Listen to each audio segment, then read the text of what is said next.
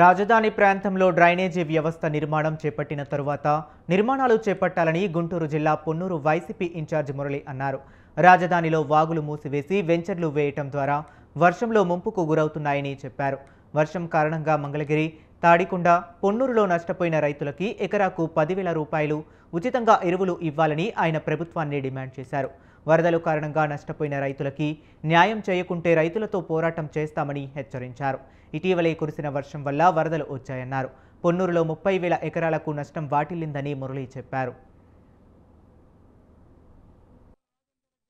శాఖ మంత్రులు శ్రీ నిమ్మల రామానాయుడు గారు ఒక వివరణ ఇచ్చారు.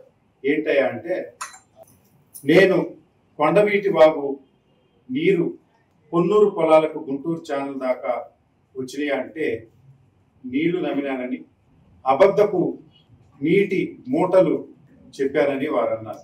నేను ఇప్పటికీ స్పష్టంగా మీకు చెప్పదలుచుకున్నాను. కుంభవృష్టి పడింది 12వ తారీఖు. స్పష్టంగా కుంభవృష్టి పడింది 12వ తారీఖు. వీరు లాకులు కట్టేసింది 13వ తారీఖు. That is the fact. According to FIR, according to complaint, అది వాస్తవం. 13వ తారీఖు వారు లాకులు కట్టేశారో లేదో నేను చెప్పలేదు. ఎందుకంటే హెడ్ రెగ్యులేటర్ ఎవరి పరిధిలో ఉంటుందంటే ఇరిగేషన్ పరిధిలో ఉంటుంది. సరే, 13వ తారీఖు కట్టేశారా కట్టేయలేదనేది పెద్ద ఇంపార్టెంట్ విషయం కాదు.